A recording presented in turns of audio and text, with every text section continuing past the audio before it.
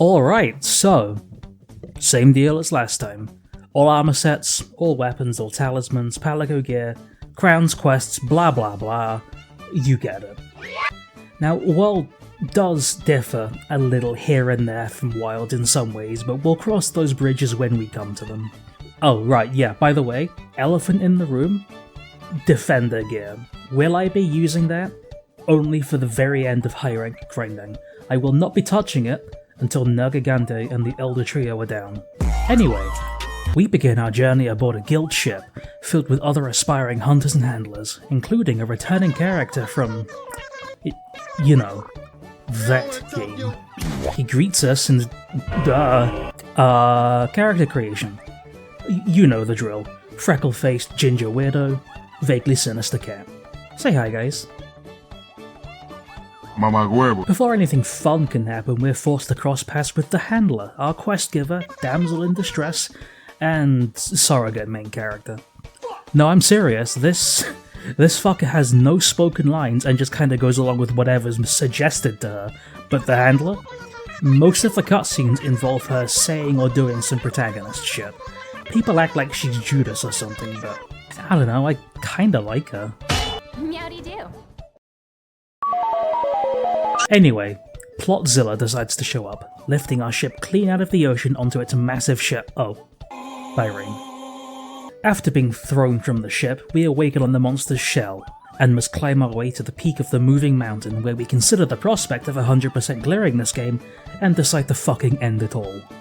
Unfortunately, we do get cold feet and latch onto a wing drake, and as we fly away, we do get a good look at the beast. This is Zora Magdaros, possibly the most mid-monster in the entire franchise, and that's pretty impressive when you consider it's contending with the likes of Cephadrome and Volvidon.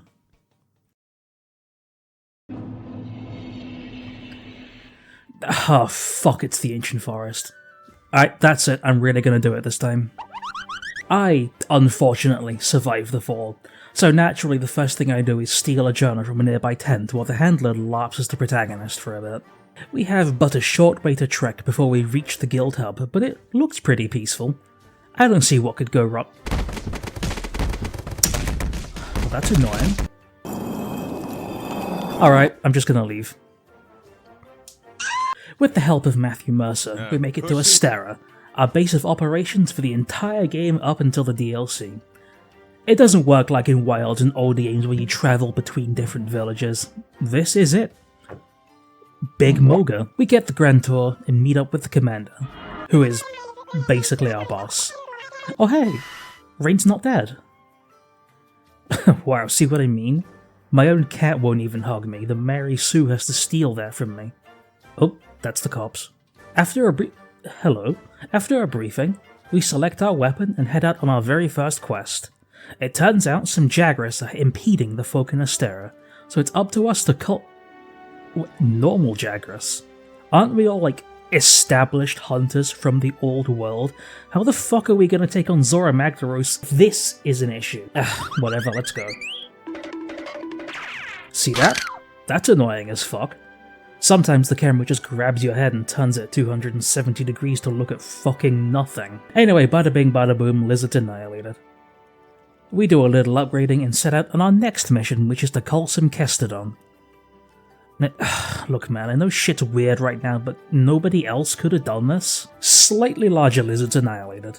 This game's fucking boring. Oh hey, that's a great Jagras. Fun fact, this guy doesn't exist. He despawns the moment he's off screen, but there is an entirely different Great Jagras that's loaded in elsewhere. Hello, my name's Monster Hunter World. I love being redundant as fuck. We don't technically need to go straight after it now, but you know I'm gonna. Great Jagras is about as simple as they come. A quadrupedal fanged wyvern with extremely basic attacks. Its most and really only unique property is that it swallows prey whole and vomits their digested remains at you. It's also made of wet paper, so it's already dead. On the way back to Astera, our attention turns to some funky green feathers left behind, and the owner isn't far. An irritated Pookie Pookie is prowling around, seemingly agitated by something. Gee, could it be this giant fucking smouldering meteor? Almost immediately upon returning, we're shooed away to go on an expedition to find a new campsite. Alright man, I guess I'm the only hunter here actually doing shit. Goddamn, these monsters are coming thick and fast. This here is a Kulu Yaku, a bird wyvern in the same vein as the old gen drones, and for some reason, we can't just let it go on its way, we have to skin and eat it before we can pitch a tent. Just like the Great Jagras, this guy is a very simple monster. He jumps, he hits you with rocks, he dies in 4 hits. Now that our new camp is all set up, we reconvene back at Astera. We're kind of just being shoved around from place to place right now, and so our next stop, after another expedition in the forest, is a Puki Puki hunt. The monsters are actually starting to get a little bit more complex, however, it's still pretty simple. A winged bird wyvern that can spit poison from both its mouth and its tail tip. For some reason, this guy was one of the ones they brought back for Rise when something like Gypsaros, or dare I suggest, Iodrome would have filled the same niche. Anywho, puke boy down. Again, instantly, we're being shoved off elsewhere near immediately. And now, we're venturing out further than the forest, into the arid wild spiral waste. This cheekily named quest is... I mean, you could probably guess it's boring as sin. We have to walk around following these guys pushing a cart directly through the territory of a fucking Rathian, mind you. Now, we're kind of expected to just sit around and wait for a chance to dart by her, but no. Our actual destination here is another big scary meteorite, and wouldn't you know it, this has another monster all riled up and ready to fight. Say hello to Baroth, the first of this game's 4 billion brute wyverns, and being the first, he is debatably the most bland of the bunch. He coats his rocky carapace in mud, which he can then shake off to form sticky puddles that are extremely fun to get sucked into when your big toe grazes one. Baroth is also the only monster in this game to have a part break only accessible through blunt attacks, being its weird nostril scalp thing. But that's about as far as the Baroth points of interest go, so we reduce him to sand through violent erosion. After the hunt, this irrelevant man spawns into exposition at us for a bit. I'm pretty sure he's called the Seeker. Seeker of what though? I'm not really sure. But he uses an insect glaive like a cane, which is pretty neat, and I think he's the only Wyverian we actually see wield a weapon in this game. I'm not exaggerating when I say he's irrelevant, by the way. As far as I know, he genuinely just vanishes until it's time for him to go and get touched by Xeno'jiiva. If it feels like this is going by way faster than the Wilds video, that's kind of because it is.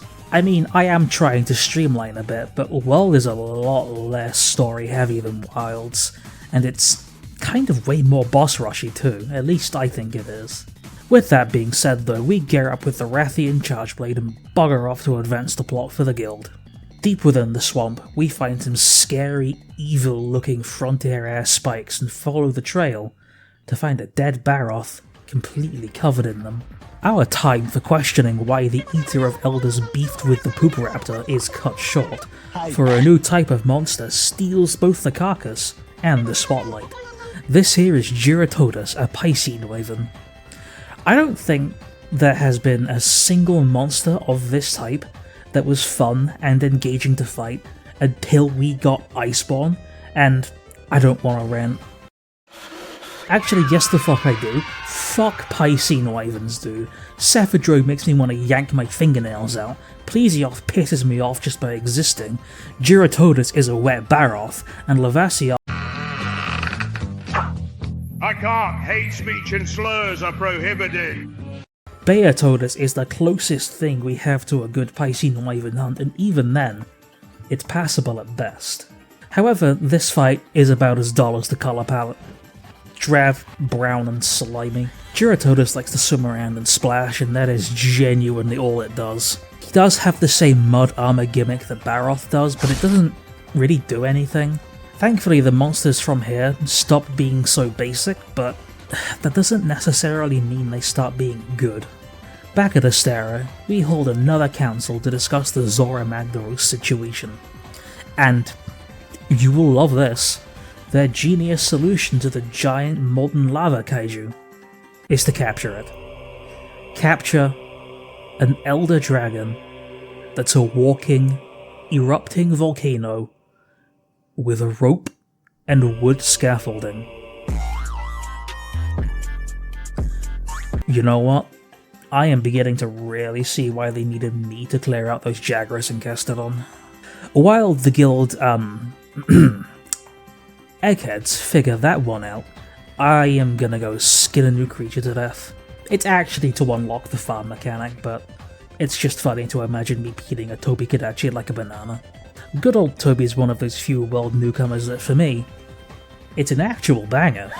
An electric flying squirrel that can climb and pounce from trees and shoot charged quills from its tail. Tragically, he only has a few unique weapon models, but the few we have, they're pretty nice. For those not using the defender armor, this dude can actually hit pretty hard. That tail slam is no joke when you get to this point in the game. With the Kadachi pulverized, it's back to Astera we go. Our next assignment is the big one, the low-rank wall, Anjanath. Anjanath is a pretty neat take on the Tyrannosaurus Rex, combining both the weird shrink-wrapped Jurassic Park look with the modern depiction that has feathers and hair. Armed with his potent fire breath and aggressive disposition, it's easy to see why people on Reddit, they talk about this guy like he's the fucking Terminator. In reality, he's really not that big a deal once you know what to keep an eye out for. Jesus Christ, man, it really feels like we're blasting through this game like, that's Zora Magdaros, this feels unfair. Anyway, our goal is allegedly to capture this thing, so we pelt it with ballista bolts and cannonballs to weaken it. Surprise, surprise though, who could have seen this coming? It just walks through the barrier. Cool. Before Laoshan lumbering fuck can skedaddle, we jump onto its shell to attack its weak points. But the quest is... I mean, there's no dancing around it, it's entirely scripted. So once you break the magma cores, you are left standing around with your finger up your ass, just waiting for shit to happen. Oh look. Shit. Say hi to Nergigante, this game's flagship monster, valor-stealing bitch, and colossal spiky fraud. This is the Eater of Elder Dragons, and we're led to believe that he wanted to eat Zora Magdaros. Good god, he might be as dumb as the people I work for. With only minor intervention, he decides to leave, and so does Zora. Somehow. Despite him being the approximate size of Belgium, we lose track of him again. Gee guy, do you ever think of, using your fucking eyes? Following the path Zora Magdaros carved through the Great Ravine, we find a brand new locale, the Coral Highlands. This is probably my favourite locale of all of modern Monster Hunter. It's so cool and so unique, and honestly, if they ever brought back underwater combat, God willing, I could see them flooding this place just a little bit to accommodate the mechanic. Astounded by the sight of a cool and unique locale for once, we faint and fucking fall 1 billion feet down into the Vale. Where we land, a new NPC finds our dead bodies. This lady is the tracker, and she is completely fucking irrelevant until I spawn. Somehow, we awaken in the 3rd Fleet Weed Zeppelin. That's the 3rd Fleet Master, I don't know what to say about her. She's here, I guess. You guys have fun, I'm gonna go... yeah.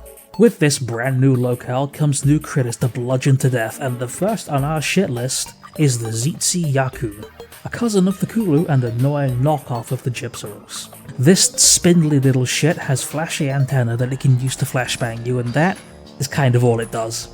Alright, that's all I came here for. See ya. Actually, psych. We're going straight back because we have a new target to convert into pajamas. The Goofy Palumu, a fluffy flying wyvern that kinda looks like a Honduran bat. It fights with its dense tail and floats by inflating the air sac in its neck. It also has absolutely zero unique weapon designs, like most of the monsters in this game. This is an incredibly easy fight, and it's already over. Jesus. Now is the time to go and explore the world beneath the highlands that we fell into, and as we descend, we find another monster blocking the path. A great Gyros, which is pretty easily scared off with some fire. When in doubt, burn 'em out. The Vale, a putrid hellscape sustained by death. is largely comprised of two skeletal remains of colossal elder dragons thought to be distant relatives of the hulking Dalamador. Our goal here is to murderize the Great Gyros and slate the other denizen of the Vale. Speak of the devil, the Radaban comes barreling through, a brute wyvern that's a close relative of the Uragan. Its body is coated in sticky tar, which it uses to armor itself with bones. This is... I mean, it's alright, I guess. It's better than the Uragan, purely by virtue of not being the Uragan. It's still pretty annoying, but it's easy enough. And to be fair, it is pretty satisfying to see all those part breaks. Once the dollar store Uragan is vanquished, we scamper deeper into the Vale to find that great Gyros we saw. And of course, I mean find in the same way the British meant trade with. Vale expedition complete, it's time for the Handler to steal the fucking spotlight again. After that, we get ambushed by the apex of the Highlands, the elegant Legiana. No, I'm not fucking calling it Legiana, that sounds stupid. A frosty flying wyvern that sports unique sail-like fins on both its head and tail. And this truly is one of the better 5th generation designs. I really wish it had more unique weapons. Boy though, do you know what would really complete this? If it got an annoying shit-ass variant in the DLC, that would be fucking peak. I don't know why we had to come back up just to go straight back into the Vale, but whatever man, I've learned to not question this game. Deep down in the bowels of the Vale, the Handler does her thing, running off by herself, putting herself in danger. Oh look, danger. This beast is an Odegaard, a vicious fanged wyvern that serves as the apex of the Vale and invader of the Highlands. Being a beast that has poor eyesight, it relies on its keen nose to find its prey. This is honestly another one of those really, really good 5th generation designs that got shafted. I mean, I still don't know how this guy didn't make the cut for Rise, but Antjanath, Giratotus and Kulu Yakut did. Anyway, with the Odegaard down, I'm going to be farming this one a lot for its charge blade. Our next story beat is to finally pinpoint where Zora Magdaros somehow vanished to. We don't look from the airship, we don't monitor tectonic activity, no. We talk to this gnome. But you know what, fuck whatever he just told us, I'm gonna go pulverize this horse. This here critter is called the Kirin, a thunder-wielding herbivorous unicorn that's honestly pretty chill all things considered. Would you like to take a guess what this thing's biological classification is? Wrong. Fuck you, dragon. In the world of Monster Hunter, the title Elder Dragon is kind of just thrown at things that don't fit into regular biological constraints.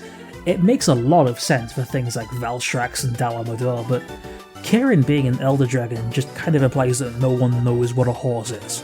That's pretty funny, but not as funny as sending the dragon to the glue factory.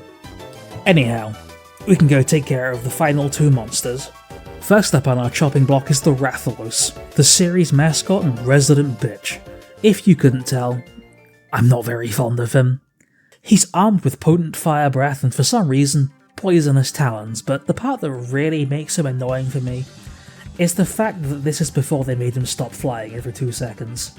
If you don't have a ranged weapon or a weapon long enough to poke his feet or tail while he's in the air, then you really better hope those post-nerf flash pods will get you far enough to get the job done. To this day, I still think Rise's Rathalos is where the fight peaked, but that's also probably because the hunter can also fucking fly in that game.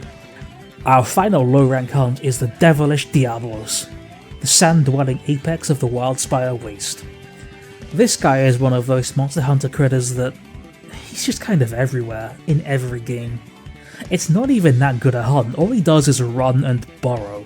And fun fact, despite those massive horns, despite those vicious fangs, despite the hunting log saying Diablos lurks under the sand, listening for prey, it's a vegan. Like I say, I try not to question this game too much anymore. Anyway, with those bums out of the way, the mystical gnome finally tells us that Zora Magdaros has fled to the Everstream to breathe its final breath, so we give chase. This is the big one, the final encounter with Zora. This quest is pretty much an inversion of the first, but still just as boring. We begin aboard the shell, destroying magma cores and dropping boulders until Nergigante shows up again. We're told to repel him, but you actually can just ignore him and he'll leave by himself. In the final phase of the siege, we're standing atop the barrier, pelting Zora with the artillery provided. Man, this fucking blows. They really just said, yeah, do allow Shanlong again, but make it even less interactive. With one final attack from the Dragonator, we successfully divert Zora Magdaros out to sea, where it can die peacefully. Yeah, so this whole time, Zora was just a dying old man looking for somewhere to go to sleep. Apparently him going to the Everstream would have resulted in the continent blowing up, but again, don't question, is that fucking Ganondorf? Now that Zora Magdaros has buggered off, we've officially entered High Rank, and our first task is to explore the Wildspire Waste, where we discover that the Puki has begun to migrate, and that's actually kind of weird for this kind of creature. Naturally, it being out of place means it has to die violently. On the way to the Puki, we find these unusual Rathian tracks. The fact that it's played off as some kind of mystery it's so fucking goofy to me, man. Like, you can tell it's a Rathian track, and you can see that the scales are pink. Now, I'll give you 3 guesses what this monster is, and it'll fucking astound you, I guarantee it. Anyway, we hold another council meeting that boils down to, I don't know bro, go do things. Cool, thanks. Our next assignment is to complete the Rathian tracks investigation, so I don't know, I guess I'll just do that while I hunt some higher rank dudes. I'm gonna skip all of this because you've seen it already. Whilst doing this, I do encounter a new monster, and this is, repeat after me, Basil Juice. Not Basil Juice, not Basil Juice, Basil Juice. Like the star Beetlejuice. Alright, neurodivergent rant over. This here is one of the 2 high-rank invaders. A flying wyvern that drops its explosive scales and will beeline straight for you if you so much as draw your weapon in the same map as him. Honestly, just start bringing dung parts in high rank and you'll be fine. Anyway, a lot of tedious track finding later, and we can finally go after the mystery monster, which was a pink Rathian.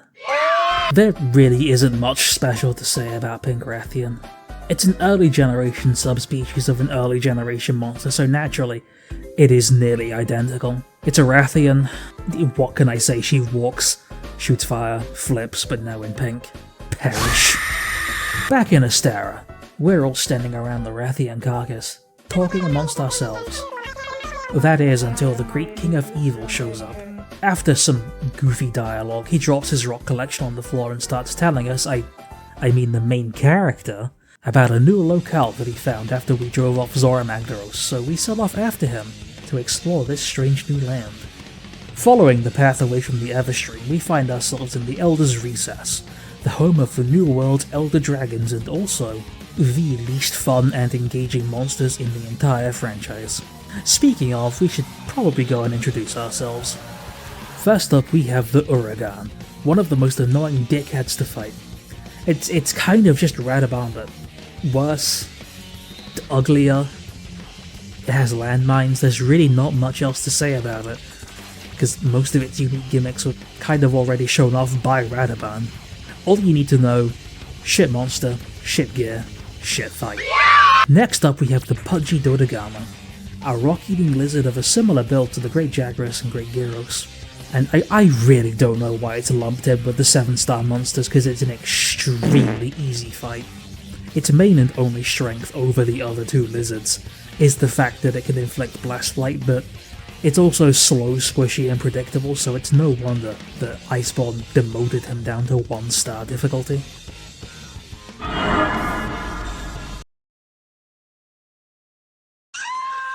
The final native monster here is the Apex Lavasioth. Yeah, you heard me right, the monster so shit that Juratotus is a reskin of it is the fucking apex of the Elder's Recess. It is honestly egregious how similar the 2 are. Replace the mud with lava and you have Lavasioth. This monster, in my opinion, is emblematic of everything wrong with base world's monster lineup.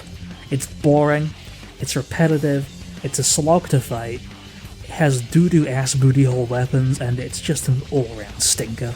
By the way, I just want to slip a little intermission in here.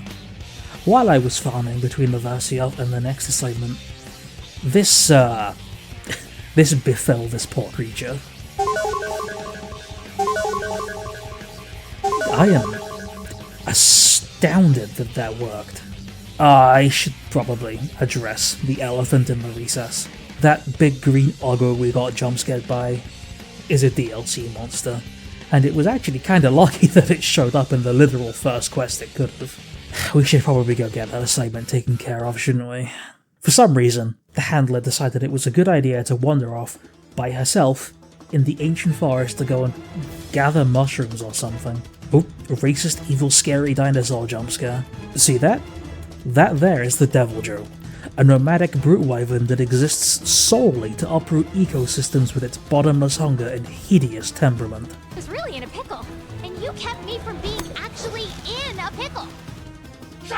Big Joe is the most interesting brute wyvern in the base game, and that's not a compliment, don't get it twisted, but he is at least better than the Uragan twins and Baroth.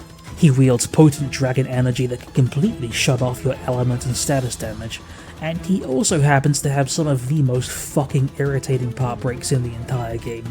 Like, you try to break his chest, his dinky little arms get in the way. Try to cut his tail, tough luck, he stays down for 0.3 seconds, so hitting the tail is finicky as hell. His music also sounds like you're in purgatory, dude. It's a fan favourite though, so you really can't criticize it. It's like criticizing Nagagante on subreddit. You do that, they'll drop your address in your DMs and threaten to eat your dog. Oof, this feels like the game has just shot by, but it's already time that we go put down Nagagante. The flagship monster of the game, the Eater of Elders, the Extinction Dragon, the sucker of my willy. This guy is way too overhyped. He's so friggin' easy to push over and stagger. I really don't like him that much. The fight itself, it's inoffensive, and it's satisfying to shatter all those spikes and knock him over.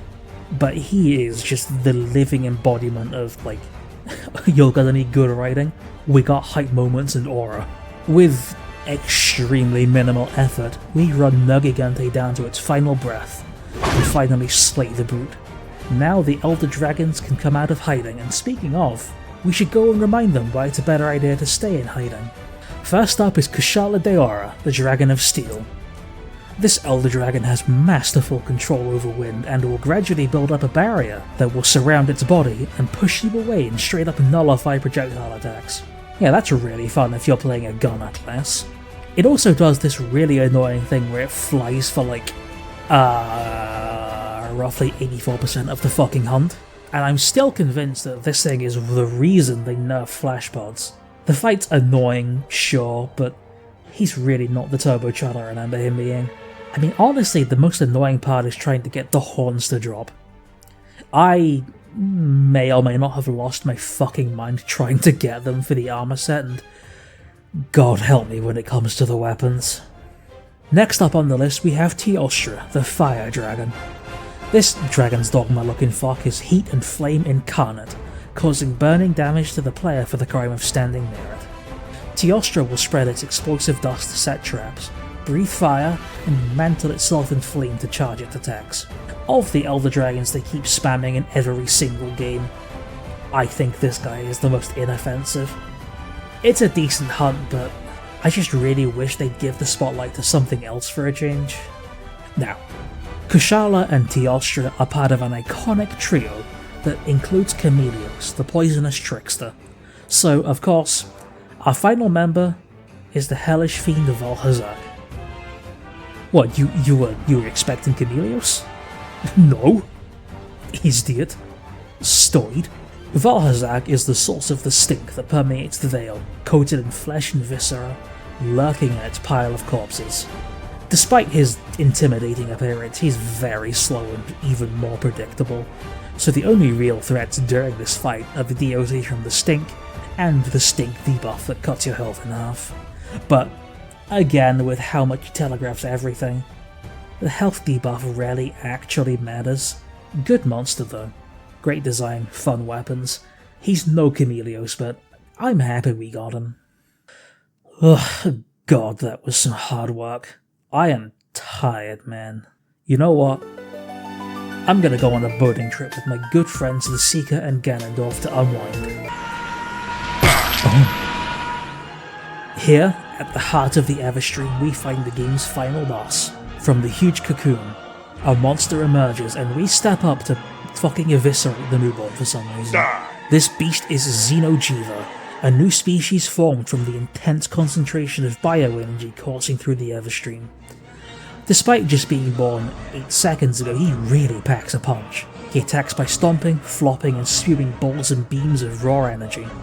I think of all the monsters in Base World, this guy has the absolute best design. The glowing veils and translucent skin really sell the ethereal alien vibe they were going for.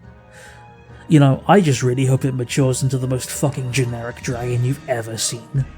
By the way, it has 0 unique weapons. Absolutely none. It's all just black steel with veils glued to it.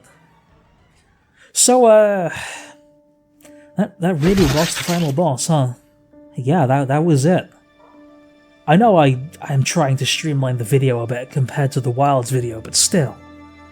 It felt like there was just so much less going on in this game. While we celebrate back in Astera, I think it's about time to look back upon the Beast game, I think. At the time, World was an incredible game, and it still is good, it has merits, but compare it to Rise and Wilds, and it really felt like it was afraid to do anything. You know, that wasn't removing loading zones or having high-definition graphics. The monster lineup before the title updates was so fucking boring. And there was one single underpaid dead rotting carcass working on weapon designs.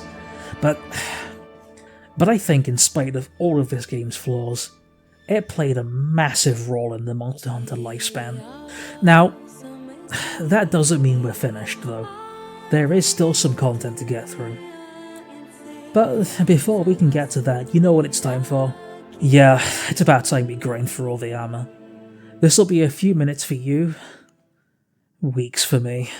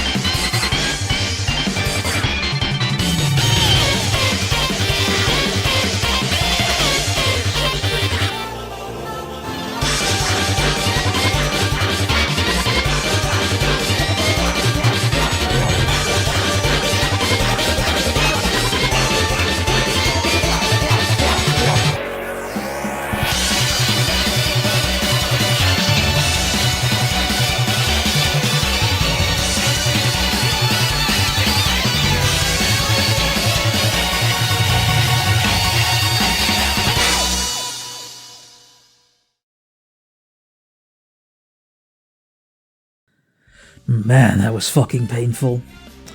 I think I should break the monotony with some relax. What the fuck is that? Is that fucking Geralt?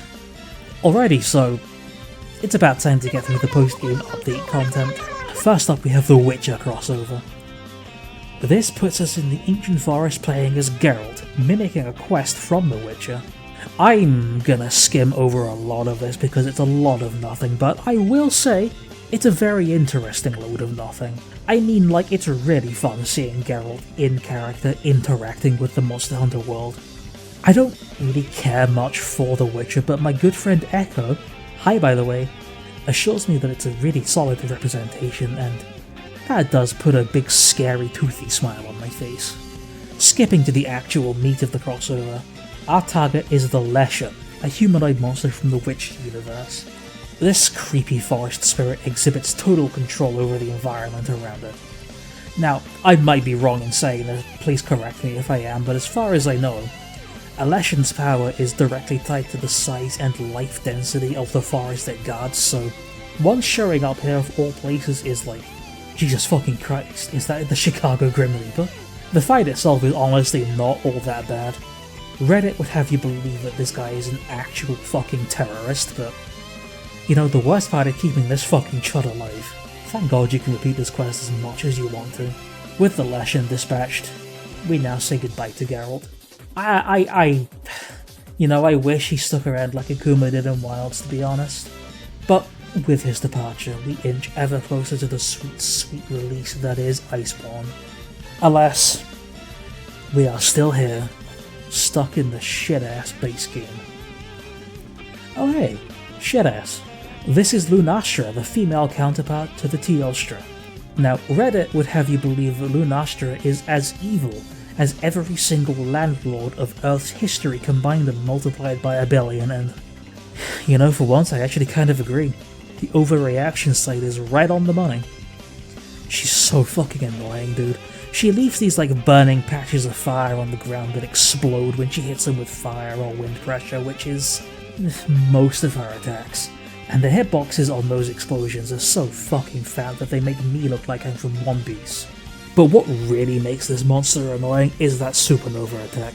The constant wind pressure will stagger you over and over so you eat an approximate 1 billion damage over time, and then she'll hit you with the actual explosion. You know, looking back on this hunt, it is really no surprise at all that Elatrion made the player base shrivel up and die if we couldn't cope with this. Unfortunately, that was only our repel, so we have to go after her and kill her for real, but you wanna know what the rotten cherry on the shit sundae is? This Lunastra, in actually most of the quests, it's disgustingly tanky. I mean, like, scaled up to 2 players tanky. Just why? What was the point? Just... Look, Kuta had died violently, I don't want to be here anymore. Oh my god, we're nearly done, finally.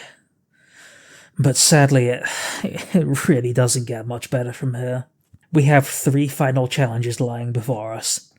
The Behemoth, Kulftaroth, and the Ancient Leshen. Now, if you think I'm doing these by myself or with randoms, you belong in a fucking zoo, you smelly animal. You know what I'm gonna do? I'm calling in a favour from the lounge. Clip dump jump scare.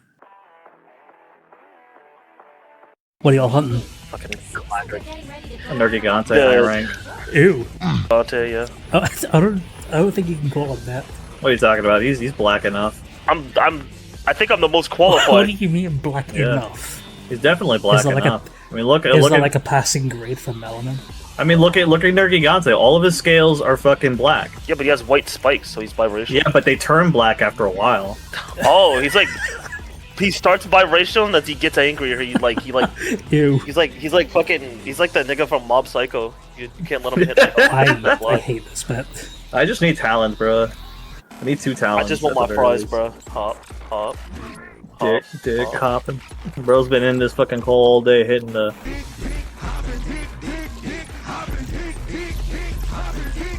I got 1 talent. How many do you need? 1 more. Nigga, you suck. I like the racist gun lance. It's kind of cool. I mean, you do love racism. That is like a core part of your character. But that was It you. sure is, Sky. I love racism.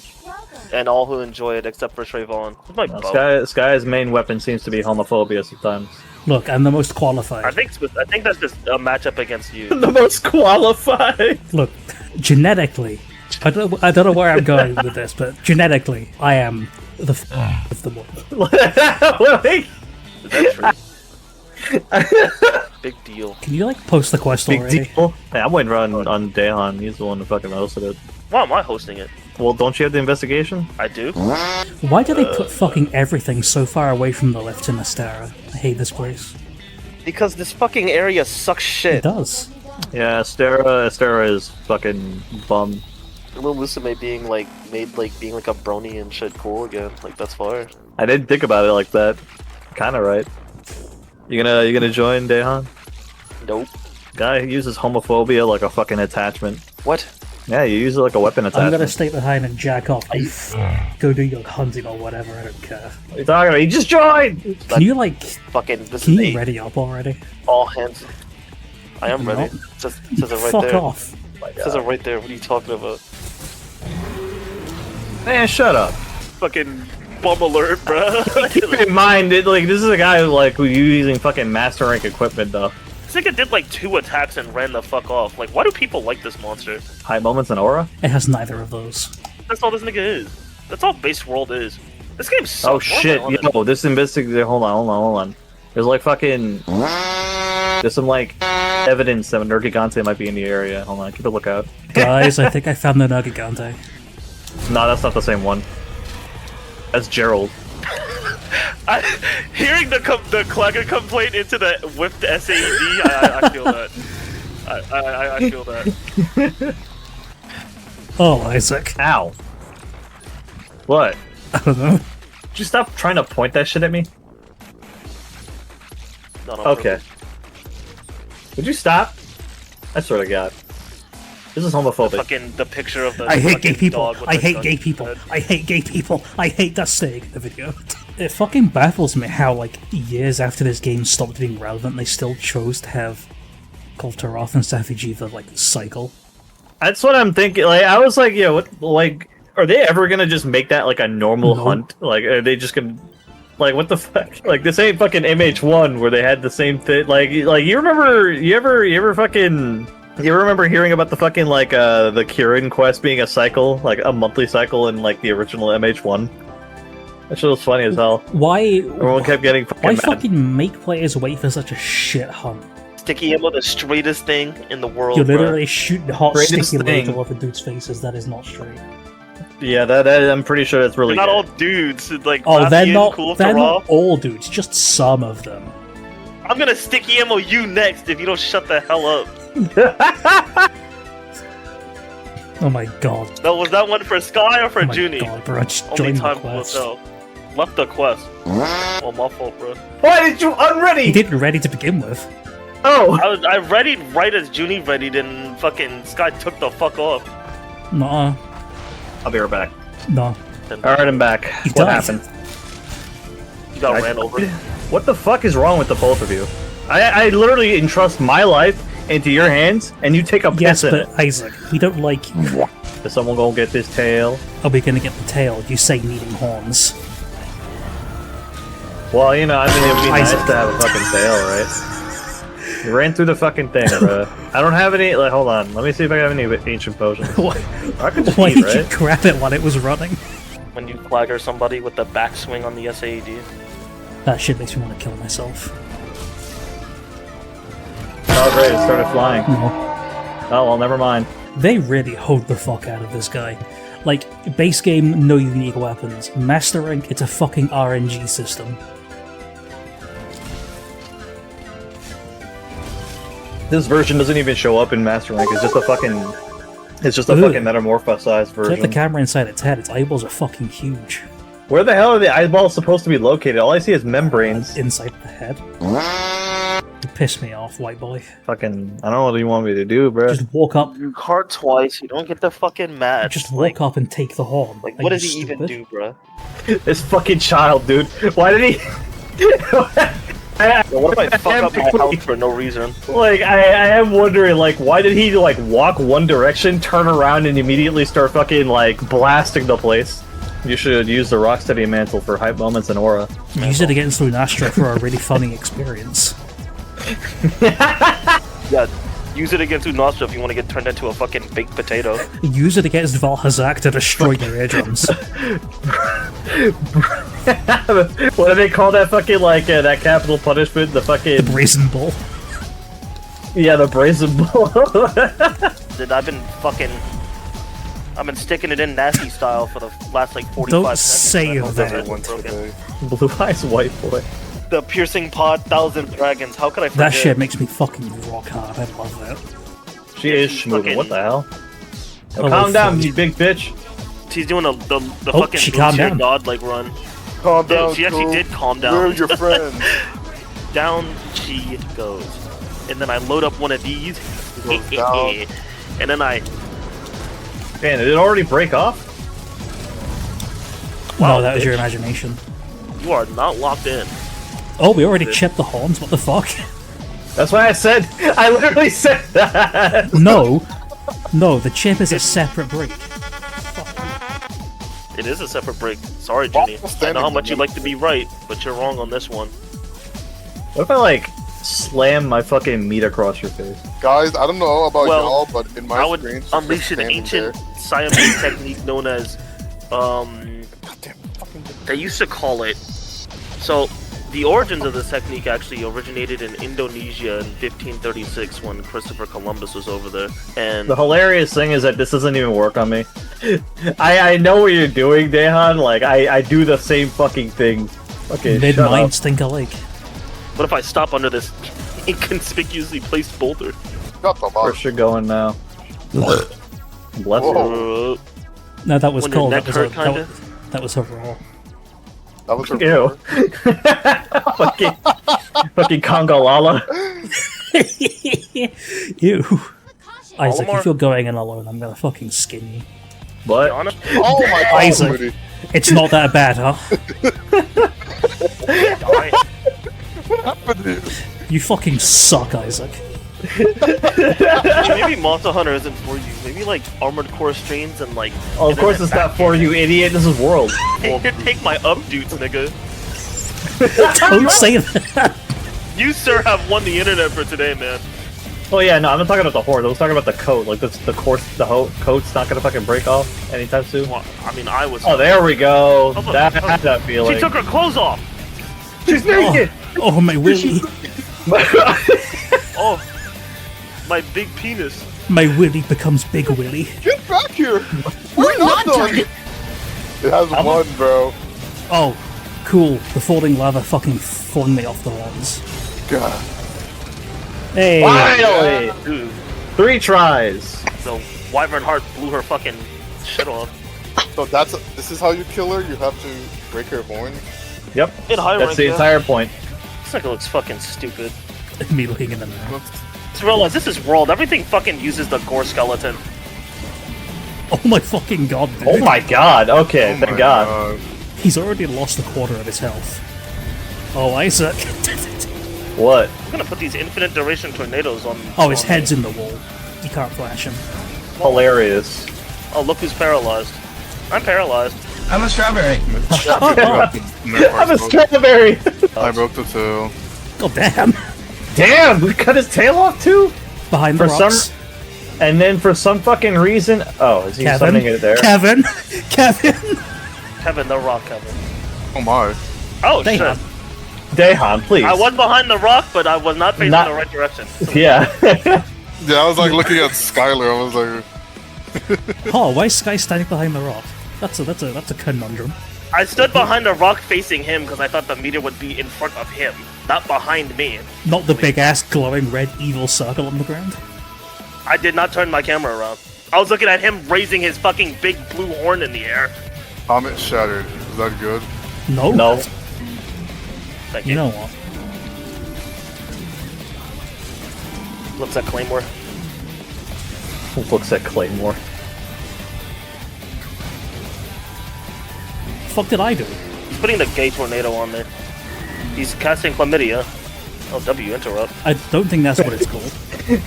It might as well be that. I wonder who's putting that meteor at. Kevin.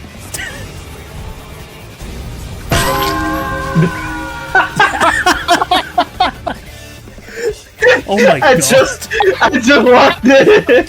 I didn't think it would hit from that far. Looks at Behemoth is casting evil kill you spell. Oh, what's going on in her? Where's a comment when you need one? There's like 4. I'm like Oh looking my at god! 4 different I'm ones. walking so slow. Guy with weapon out. I wonder whose right through splash that. pod attempt that was. Yeah, it was me. Then I realized its head was in the fucking wall. Oh, is it paralyzed? Yeah.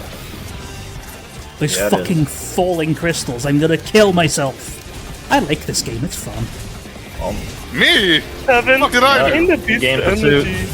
Good news, guys. What killed him? The script.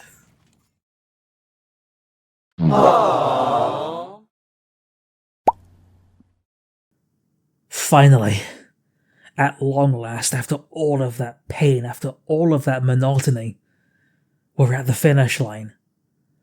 It took so much less time than the Wilds video did, but it felt 10 times more taxing.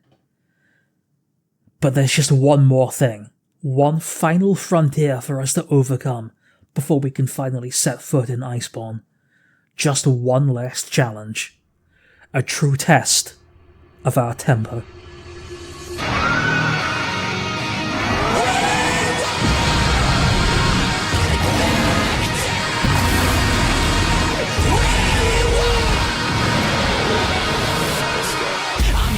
Beyond my limit, not to compromise. And you can tell me if I mean it, looking in my eyes. Cause I've been waiting for my moment to strike. So come close, let me show you what it's like. Yeah, you can stand in my path, but you're gonna regret it. I'll be the one who laughs last while I'm making my exit. Cause this is only for the strong of heart, not if you get it. And no matter what the outcome, you better accept it. I can cut right through steel, I can bury the blade. So go down for a second, just get out of my way. Stay still, I'm not letting you go. So take this as a lesson, cause it's all that we know. Will the whole world know your name when we dance with destiny? I've been there and I've seen it, and I'm never gonna stop believing. You'll find your flame. Oh, we can save the day.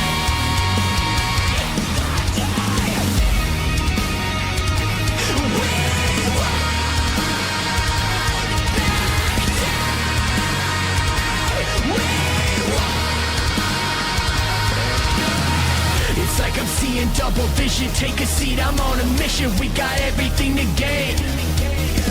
To become everything you're not. You just give it what you got and take the pleasure with the pain. Yeah, I can feel my fire awaken. No time for being complacent. There's a dream on the horizon. You know we gotta chase it. And when we get to where we're going, then we'll start the invasion. That's me, nah, you must be mistaken. Hey, you know I'll turn you into rust, grind you down into dust. You thought that you were the best, well, you haven't met us. Spitting fiery rain, call me the hurricane. I'm not letting it go, cause it's all that I will. The whole world know your name when we dance with destiny.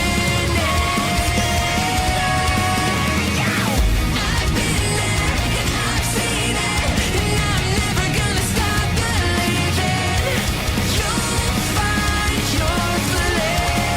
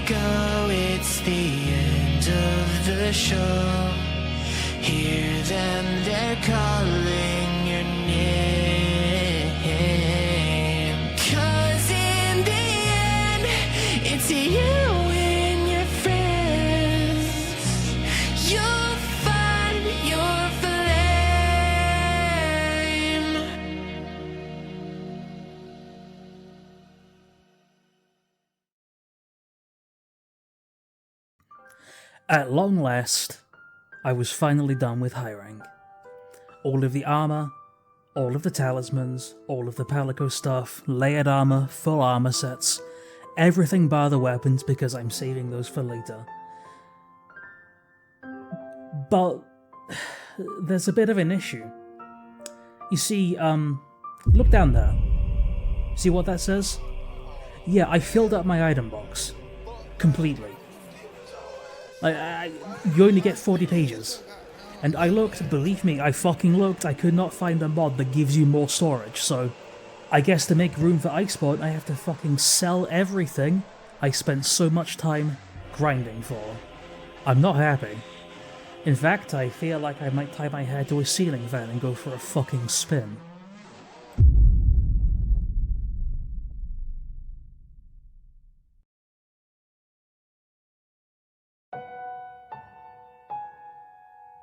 When the pale moon hangs in the dark,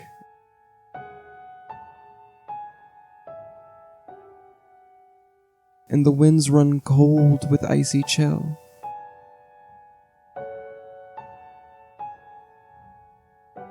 both beast and man look to the horizon.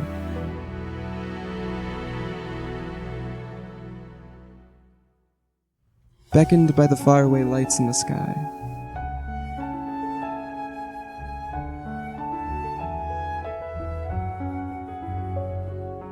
And so they follow, entranced by its song.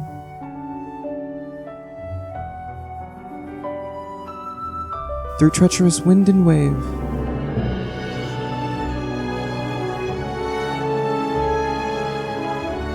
to a far-off land of eternal winter.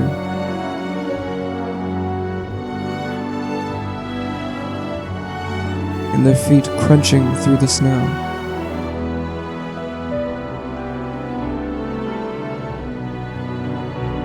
And they follow the ethereal iceborne melody.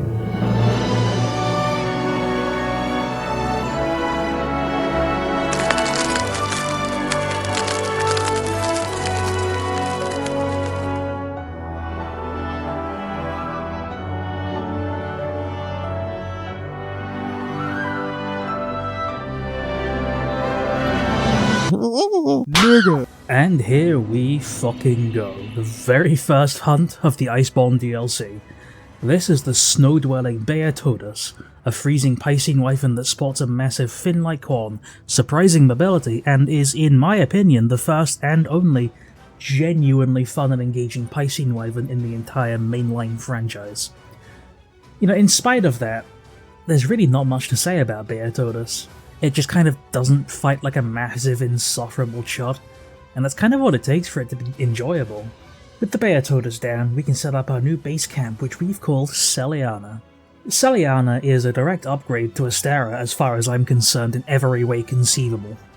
We get a new room, a pretty new locale, nice music, a new chef, and most important of all, the facilities don't need a fucking Uber to travel between. However, I'm sure you know the drill by now. We don't and cannot hang around for long because we're being shoved in the path of the next threat before we can even sit down. In the deep reaches of the Reach, a deep rumbling echoes through the snowy valley, the earth shaking, trees being torn down in this thunderous beast path. Hey, you guys want, another, brute wyvern? No? What's off shit?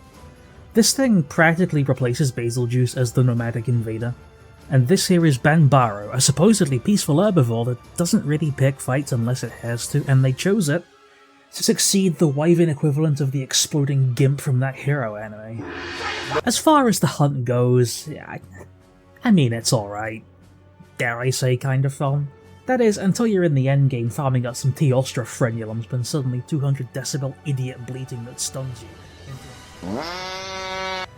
So, for a while, here, I just start farming stuff, as in, all the available monsters at this point in Iceborne, so most of the high rank base game stuff.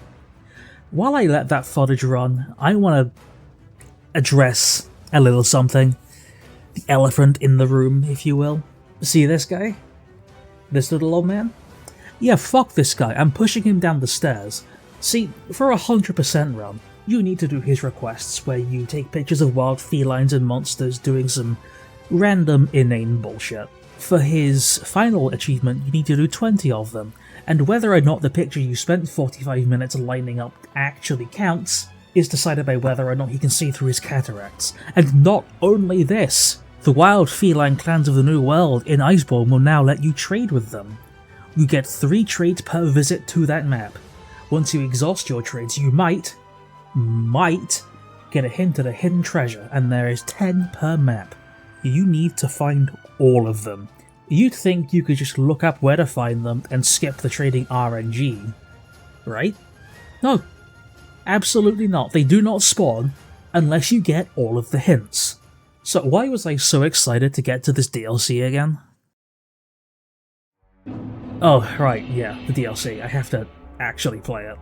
Where am I? Oh, hey, it's the tracker again. Right, the story. So she's out here in the Reach looking for something, but before she can tell us too much, something else finds us instead. Emerging from the darkness is the vicious Viper Tobi Kadachi, sporting a fiery orange coat and swapping out its thunder organ for venom and paralytic quills. This guy is honestly quite the step up from his forest cousin. I remember my first playthrough of Iceborne on the PS4. This guy was my low rank Anjanath. I could not kill him. Like, it felt like he had 14 trillion health. However, this time around, once I know what I'm doing, he's really not so bad. Once you break the tail, it's you kind of have to try to get paralyzed. Like, he shoots one quill in one horizontal lateral direction. But with the Viper vanquished, we meet back up with the tracker. Hidden in a cave, frozen in ancient ice, we find an old expedition ship allegedly older than the entire commission. Within, the tracker finds some cloth and a strange iridescent shard. She hands the shard off to the handler and starts spouting exposition. I'm not listening, by the way. And I'm like bored, so I'm like gonna go kill something. Where did my handler go? I shouldn't miss her, but I kinda do. Anyway, back to animal abuse. Some new subspecies have been slowly emerging across the New World, and the first on our shit list is the coral Puki Puki. So, this monster poses the bold question. What if the Puki Puki just started pissing? Yeah, that's kind of all this subspecies is, a piss Puki. Look, what do you want me to say? Like, he's red and orange now? Nightshade Pauluma. This guy's a subspecies, a jet black Pauluma that lives in forests and deserts. He uses his new and extremely annoying sleep-inducing breath to incapacitate prey. Now, I'm not exaggerating, but if you come to this hunt without Sleep Resist 3, you'd best hope your positioning game is on fucking point. This is another one of those monsters that feels weirdly tanky for what it is. Like, you're telling me that the E621 bat has as much health as a Rathian? Alright. All things considered though, decent hunt overall, but in the end, we are the one to put it to sleep. Continuing with the theme of new monsters popping up, we receive an alarming report from the heart of the Reach. So, in the dead of night, in the midst of a blizzard, we head out to investigate. Dotted ominously around the icy terrain, we find monster carcasses, flash frozen into a macabre display of art, and then, from above, we find our apparent artist. The sinister Barioth, one of the 3 monsters unofficially named pseudo-wyverns, being flying wyverns that have evolved to walk and run with their wing arms. This guy is one of those rare cases that feels like he should be a flagship monster but just kind of isn't. You know, thinking about it, I think he's the only pseudo-wyvern that's not a flagship. Anyway, Barioth is quite the menace, using its speed and weight to dart around like an annoying 400,000 ton net. And being as heavy as it has enough force behind it that even when wounded, poses a serious threat. This guy is, according to Reddit, the worst hunt in all of base Iceborne, and you know what? I don't see it. I mean, sure, he's annoying and moves around a shit ton, but those wing arms don't have much health. Once you break him, he basically just becomes a regular monster. Like, its mobility just plummets. And once it plummets 6 feet under, the handler spawns in with the tracker in tow. Really? Again? Alright. So, as it turns out, Barioth don't freeze things like that. Something far stronger must have been the culprit. Don't look at that. Don't acknowledge it. That's not some, he's right behind me, isn't he ass writing, you're making shit up. Anyway, apparently, we already have a name for this never-before-seen Elder Dragon, somehow, and that name is Valkada. That was our expansion flagship's monster, and despite already pissing off, it's gonna go cause many a problem for the gang. These, however, are problems that the story has decided are not relevant just yet, at least not for us. So, our next excursion takes us back to the ancient forest. You know, I'm like 4 hunts in and it's already getting a little old. Just going to area, finding evil scary tracks, out jumps evil new scary evil monster. I know that's just the modern Monster Hunter formula, but like, I'm looking at my script and this shit looks fucking AI generated. Anyways, forest, new tracks, Nagakuga. The Nagakuga, another pseudo-wyvern, is a recurring fan favourite and flagship monster of Freedom Unite. Yeah, no fucking wonder he migrated. Nicaragua fights with fast, precise pouncing, slams and needles from its hefty tail, and by slashing with its unique razor-sharp wing webbing. You know, I'm gonna be a little annoying for a second. So, this guy's a flagship, right? So, you'd expect to have like all of his classic weapon designs untouched. Speaking of weird, inconsistent disappointments, all of the footage for the next guy got corrupted. Like, somehow my entire PC became unplugged as I was wrapping up the recording session, and the video file thought it was still being recorded even after the PC was restarted, so look, what I'm gonna do is just improvise. This monster was Glavenus, my favourite fucking monster and the flagship of Generations. This guy's a brute wyvern with a huge blade-like tail and a strange armoured face that kinda makes him look like a staple remover. Glavenus will use its armoured jaw as a whetstone to sharpen its knife and spit the molten rust back at you. This guy is genuinely my favourite hunt and design in the entire franchise, and Iceborne fucking butchered him. Like, look at the weapons. What do you mean the greatsword monster's fucking greatsword got cut? He was whipping up anger in a kettle, festering hate.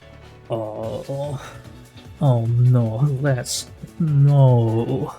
So, volcanoes started freezing shit in the New World, threatening the ecosystem that we depend on for our survival. So you'd think it would be time to do something about this, right? Maybe go and kill it while it's active in an expedition? What are you, fucking stupid? No, we go to the Rotten Vale because someone done saw a Tigrex. The final member of the Blowjob Brothers is this monster, the flagship of Portable 2, and you know what this guy is? He's a Rathian without the pronouns. No, I'm serious. He walks, he spins, he yells. All he's missing is the fire breath and poison. The only thing he does that a Rathian doesn't is throw bricks at you. I think I want to throw a brick at whoever designed him personally. He's not as tough as he looks, so he just goes down like a sack of shit. Speaking of boring sacks of shit, check out this Uragan. Highlight of its life there. Contrary to popular belief, it wasn't this Brachydios that killed him. He just sorta did that. Speaking of the Big Brack, this colourful cunt is the flagship monster of 3 Ultimate, a brute wyvern with unique armour on its hands that it uses to genuinely knock your block off. It's not just a mean right hook he's packing though. You see all that green goo? That's a highly volatile, explosive slime mold that will explode after a long enough time separated from its host. You know what? This guy's pretty neat. See, brute wyverns had just been introduced when he dropped, so he's really unique and there really hasn't been a monster like him since. I mean, not counting his older irradiated copy-paste brother. Speaking of radiation-induced sickness, we have to go explore the Reach with the Hand, because I think the tracker went missing? I don't know, man, I kinda checked out of the story for a bit, I'm not gonna lie. Oh fuck, is she dead? Don't help her, don't... Man... Oh shit, she actually might be dead. Fuck, why couldn't it have been me? You'd be forgiven for assuming this is a regular Legiana covered in frost because, you know, it's in the Arctic, that's kind of what it is. But this is actually a variant called a Shrieking Legiana. The long and short of it is, all this is a Legiana with amped up ice powers and an extremely fun new mechanic. See, As of the release of Iceborne, certain monsters will call for help. Arath will call its husband/wife, and Legiana and Soyjak Legiana can call for each other. On paper this is pretty neat, but some ape at Capcom decided that 20% of the time the monsters will ignore the dung pods you use to separate them. 20% of the time they flee one area away and then just return 30 seconds later. And maybe 30% of the time both monsters just piss off to the exact same area. You know what fixes that problem though? Euthanasia. With the Shriekoid dealt with, we can go search for the tracker who, somehow, actually survived a 12 billion mile fall into an icy crevasse. She must have hit her head pretty bad or something, because she suddenly starts bonding with our quote-unquote protagonist, and begins to tell us that this forgotten expedition we found was actually one of her former masters. And in her lore dump, we catch wind of a mysterious new entity, the Old Everworm. Don't try to imagine what it looks like based on the word worm, by the way. Capcom calls fish and horses dragons. We theorize that Velkhana, the supposed source of the mysterious echoing songs ringing in the air, is growing in strength. Fuck that though, Anjanath needs more screen time, baby! Those who have played Wilds will recognize Fulgur Anjanath, only now he got the mold pressure washed off of him and his moveset uncircumcised.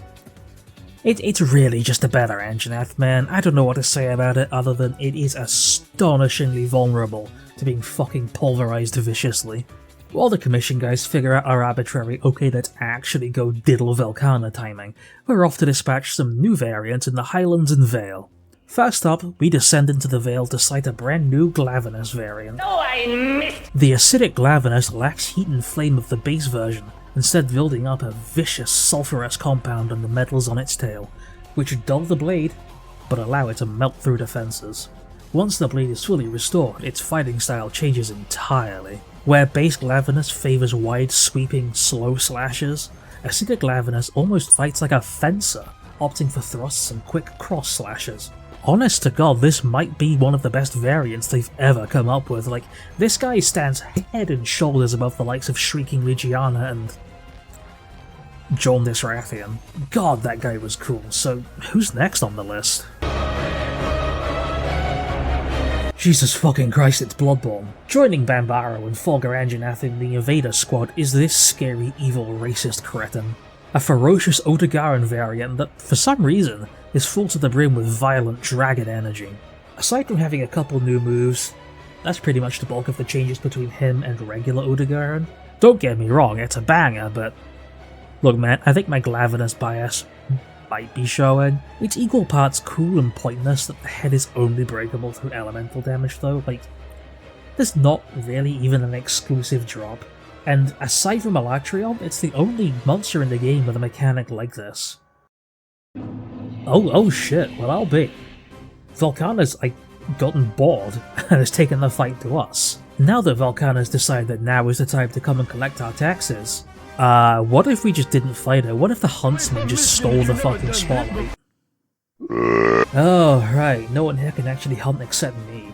Our task here is to defend Seliana from Velkhana's onslaught, weakening it until we blow its shit clean off with this massive cartoon pirate ship cannon. Somehow, Velkhana escapes, but that's not good enough for me. We're gonna have to run down this fucker and put it to sleep forever. When the pale moon sets over the horizon, and the air stands still with winter chill, not beast, but man ventures alone into the den of ice, bathed in the distant light of sunrise.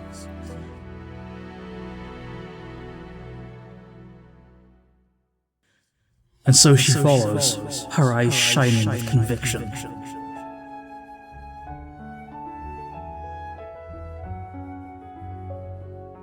Through trials of ice and fire,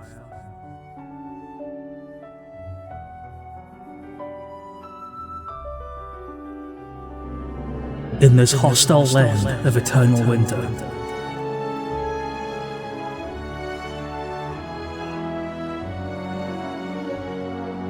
she sets foot in the home of a frozen god.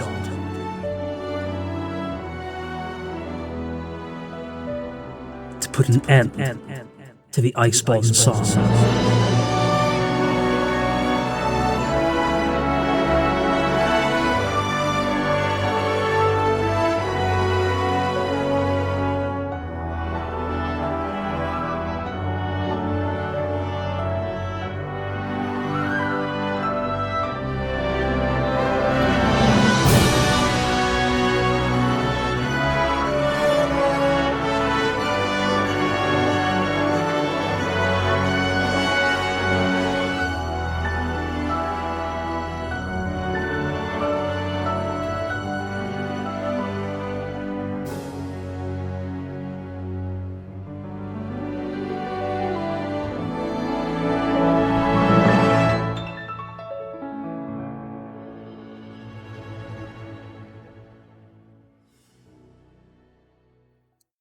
Hi.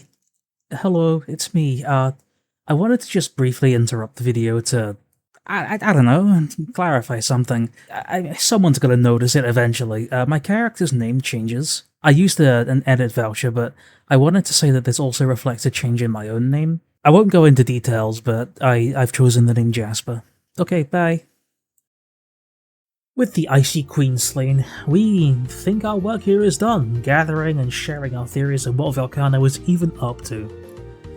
However, our joy is cut short, for that same strange song once again permeates the air, and the ground around us begins to tremble and shift. This can only be the work of the old Everworm. As much as I want to go kill it, no one knows what it is or where it is, so while it's being tracked down, I may as well go and entertain myself, right? I wanted entertaining, I found no Gigante tracks. The fuck is with you and just wandering around unarmed? You're gonna get touched by a devil drop, my guy. Oh well, that's close enough, I guess. So, this is Seething Basil Juice, the powered up, highly volatile variant of High Rank's infamous Invader.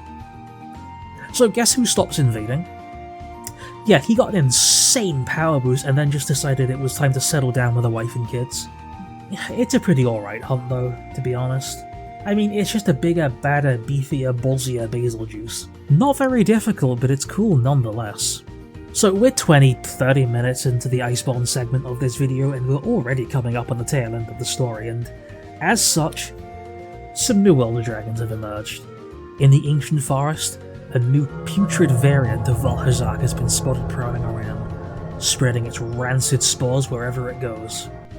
Personally, I'm not really sure why they decided to give this thing a variant, because, I mean, it's just a Valhazak with mushrooms. It is technically blind until you break its head though, so I guess that's unique. Next up though, in the Coral Highlands, we have a brand new Elder Dragon. The entrancing Namiel, the Lord of the Tide. I fucking love this thing. It's like a fusion of a sea slug and a huge jellyfish.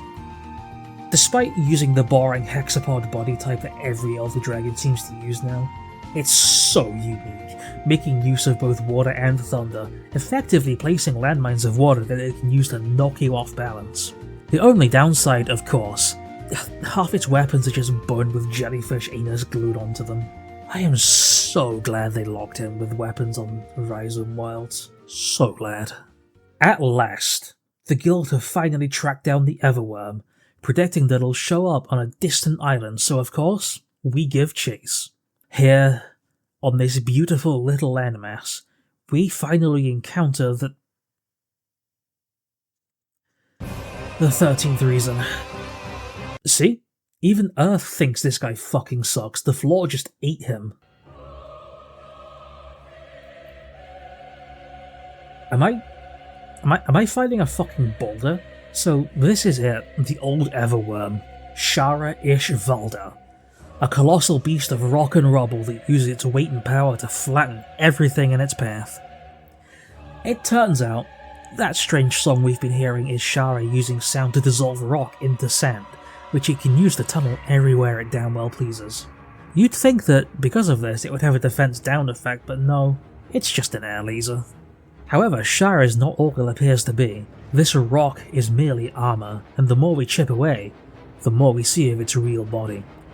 Beady eyes emerge, a sliver of skin, a spindly wing arm until... Its true form is revealed. A grotesque, alien, yet strangely beautiful monster based on lotus flowers and aggravated assault. The beast grows faster, more aggressive, and relies further on its weird sound powers. It even starts throwing the fucking spirit bomb at you. After a long, grueling fight, we finally take down the old Everone. Everyone gathers around to glaze the fuck out of me, and feeling jealous, Shara just undies for a second, and hearing senseless glaze not directed at him, Nugagante reappears. Naturally, the two fight, and ding ding ding ding ding, Nugagante gets his first confirmed kill. The Eater of Elder Dragons finally ate an Elder Dragon. Don't think about how its only on-screen kill is a dying elderly chihuahua fucking stolen from the player. That's not important. Nug fucks off and so do we. We should probably chase that guy down, yeah? So that's what we do. Following across the ocean until we discover a landmass nobody had even noticed before. A curious little island dotted with various biomes, all rubbing shoulders with each other. A forest, a desert, the coral highlands, and the rotten vale. How peculiar. Alright, I'll dispense with the faux mystery and suspense. This is Zora Mandaros's rotten carcass. It's honestly a really cool way to put a bookend onto its story. Exploring the place, it's really kind of neat to see how it took parts of the New World with it like memories in the form of all these biomes. There's even a Rathalos in the forest region. Isn't that neat? Hey, who the fuck are you? This dog is... Wait, what the fuck? What's going on? I'm scared! Who the fuck is... So, Zenogre got shattered across time WD Gaster style, so we get to fight this giant meth rooster instead. Young Garuga is literally just a young cuckoo on beast mode. There's actually a semi-jokey fan theory that young Garuga is the result of a cuckoo somehow bedding a Rathian, and it'd honestly be kinda funny if that were the actual case if instead of Garuga just being like an alpha or fully grown cuckoo. Aside from fighting like a Rathian, Garuga makes use of its ear-piercing roars to stun its prey, and its hefty beak to slam the spine out of your asshole. You know, this is a much better fight than it used to be. Prior to 5th generation, I'd call this guy the poster child of how old Monster Hunter just didn't telegraph shit and spammed one move for 12 minutes. Solid B tier here though, I'd love it back in Wilds. Keeping on the topic of old head monsters in the Guiding Lands, there's a Kirin in the newly discovered volcanic region. But you know what's funny? This thing is classified as an Elder Dragon, but has an active predator, like one that isn't an Elder Dragon. What kills and eats the horse, you might ask? Goku? Rajang is one of those classic fan favourites that's kind of been in most games since its inception. Personally, I'm not his biggest fan, but I can see why he's popular. It's always nice when a monster type monkeys randomly have a member that's a real heavy hitter. It's kind of like how Azuros Lagombi and Volvidon were the bottom of the barrel until Gos Harak showed up. Rajang's rage state is multi-layered. It turns into a Super Saiyan when it's pissed off, it has a further rampage state where its forearms tense up so much you bounce off of them, and it locks in so hard it can just pick up and destroy shock traps, but it's a pretty solid hunt. I fuck with it. The Guiding Lands is undergoing kind of a metamorphosis. See, it originally went through this way slower as the updates came out in real time, but now that I have the full game just ready to play, we can just blast through this like it's nothing. New zones and biomes are cropping up with new monsters inhabiting them. Just steps away from our camp, a pathway to a new ice-cold region has opened up. Before we really get a chance to consider what's going on, we find some new tracks. Red fur, crackling with seething draconic energy. This belongs to the Stygian Zenogre, a dragon element subspecies of Zenogre. I kinda skipped Zenogre to commit to the gag, but the two fight very similarly. They're both highly mobile canine monsters that control lightning. They don't have that power innately, but are rather granted it by the elemental bugs that live inside its carapace. Once they become charged with their respective element, their attacks become faster, more ferocious, can inflict elemental blights, and be just part of a longer combo. Zenogre is the #1 fan favourite monster, but honestly, I prefer Stygian. That colour scheme is fantastic and the red lightning is real nice. All this new stuff suddenly popping up in the Guiding Lands. It has to mean something though, right? And the Seeker seems to agree, so we head off to explore a secluded valley deep in the Guiding Lands. An arid cavern, air crackling with energy. The cavern walls are adorned with pale, fleshy veils, almost like shed skin. Welcome to the grand return of the base game's final boss. This time, it's mature, far stronger, equipped with a trend-setting one-shot area wipe, and is one of the most tedious grinds in the entire series. Even with a full lobby, you're looking at maybe 3 or 4 hunts to secure 1 kill on this thing, but aside from that, Savage Eve is a pretty neat fight. It honestly feels like it's trying to be more than a spectacle than anything, and it kinda works. This initial quest is only recon, so I have to wait until the full quest is available. Yeah, the guy that you have to spend 4 hunts to kill rotates in and out of availability. Fun, huh? To pass the time, we should probably go and take on some more new critters. Let's see what's next up on our list.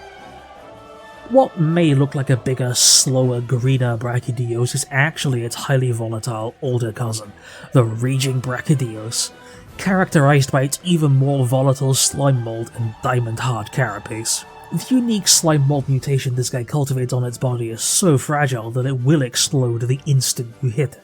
You're encouraged to use puddle pods to wash it off, but honestly, even with a weapon as slow as the Greatsword, you have enough time to smack it off and roll away. But boy, let me tell you, if you don't bring blast resist to this hunt, you might as well be walking around with 3 bomb vests on.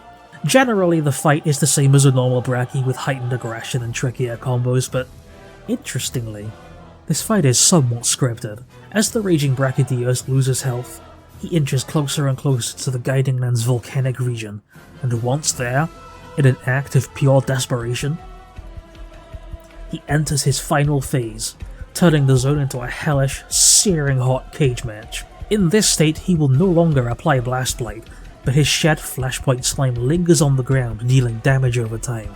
But that's not all it can do. With a shrill roar, every patch of slime will detonate, with such ferocity that it even injures the host itself. With enough grit and determination, we overcome the Brachydios rage, and gain access to some of the most disgustingly powerful gear in the game. Like this armor set, this is just genuine pornography for Charge Blade and Gunlance users, and the weapon set, they're really fucking good. Our next newcomer is another slightly angrier variant of an existing monster, the Furious Rajang. This guy is tricky. His default state is the Rajang's in Reach form, and he lacks a tail to knock him out of his rampage. No, instead you have to take the risk of hitting his head to cancel that state. Furious Rajang is honestly nowhere near as grandiose as scary as Raging Brack, but it's really just a slightly harder Rajang. He does have one of the scariest pins in the game though, so that's pretty neat. Other than that, if you could best Rajang, you've got this guy. You know what though, the simplicity kinda works. Before we, address the big black elephant in the room, let's use some event quests to cheat out some late game Guiding Lands content, huh? First up, the Brute Tigrex. Honestly, a much needed improvement over the base species. It fights in a similar way, but makes much more creative use of its powerful roar than just pretending to be a Rathian. Brute Tigrex will interrupt its own combos to do little 1-2 hits of roars, and even has a Shara-ish Volda-like laser attack of pure sound. Neat fight, decent armor. I wouldn't mind seeing this guy or the Forbidden Brother return in Ascendance. Speaking of late game Guiding Land stuff, you know what? I am sick of your shit. Expire. Yes, that's all he's getting. Back to some slightly more fun fights, though the bar is in the fucking ground. We have the Metal Wraths, a lasting tradition to these games' G-Rank expansions. The first of the two is the Gold Rathian, who is, aside from the bigger fireballs and Hellfire buff, it's a faster Rathian.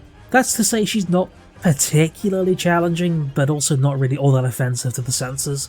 You know what fucking is though? The GU PTSD machine himself, Silver Athelos. See, I appreciate he's locked to one area, so he can't keep fucking off every 8 seconds, but I'm not sure how fun I find a monster that does little but fly and having obscene resistance to flash pods. That's not to say he's impossible or unfair, I don't like him. I always thought that breaking a Rathalos' wings should ground it, and they will fail to take off, but he can still fly for 27 business days uninterrupted, so...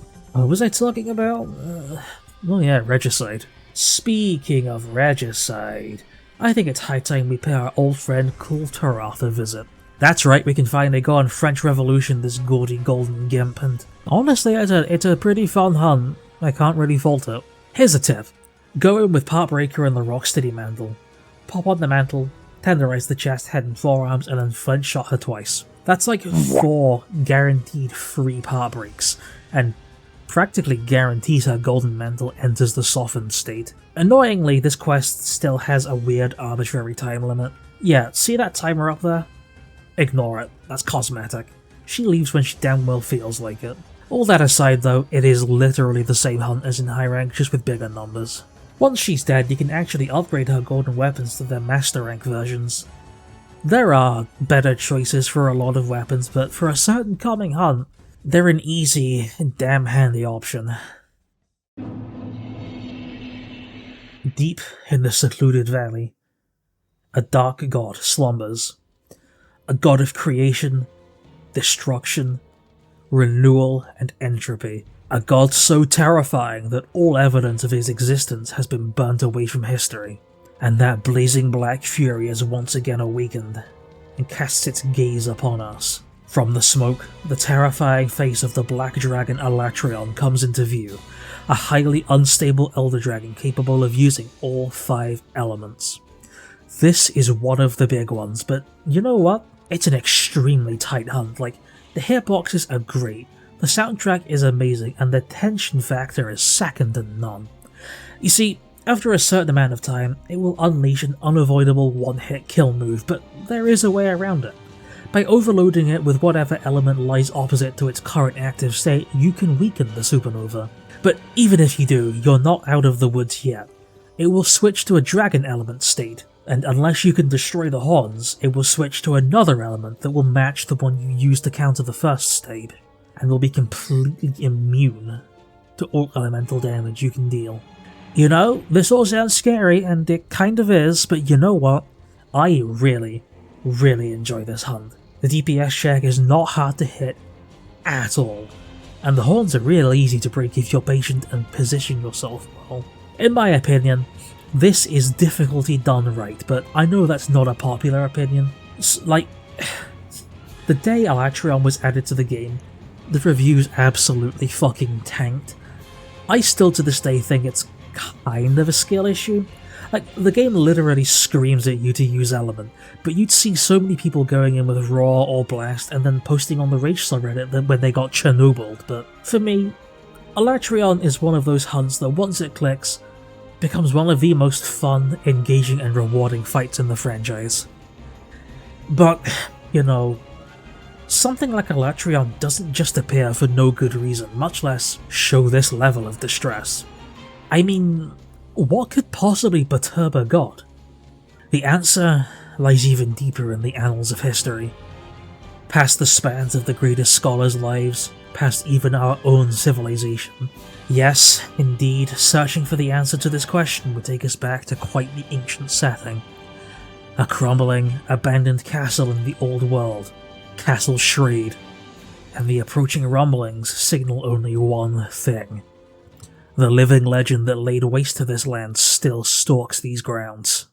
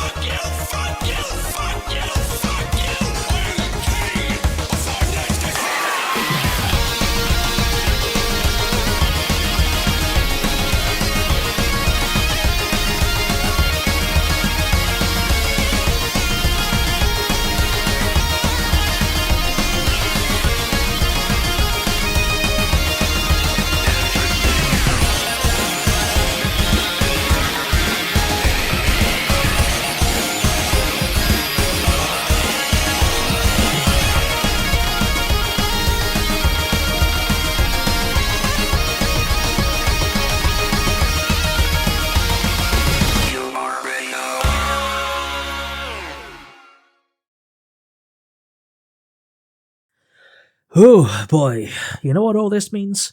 It means I'm nearly done. See, I want to pause and kind of take stock and do some kind of summary, but I really feel like I'm on a roll. So you know what it's time for? It's time for one final montage to send this fucking disaster of a game off. Let's fucking go.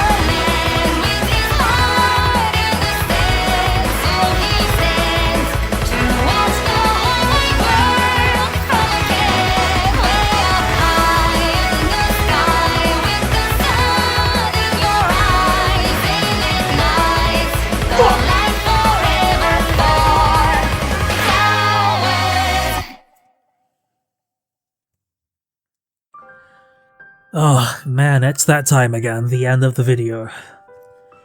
I don't really know what to say about this game. I mean, again, this segment's entirely unscripted, so it's just pure unrestrained thoughts. I think... well, World is an objectively good game. It did amazing things for the Monster Hunter franchise, but... now that we have the likes of Rise and Wilds, which, don't get me wrong, have their own problems, I look at some of World and I don't really know what they were thinking. Like, the monster lineup, the grind. Like, who the fuck thought that the paw swap mechanic was good? Who wanted to hunt for the mollies in the hiding lands? Who wanted to do the fucking Ictobox quest? But, regardless, whether or not I wanted to, I did them. And do I think it was a good use of my time? Do I think you should also try this? No. No. You would have more fun getting shot in the head with a fucking 12 gauge.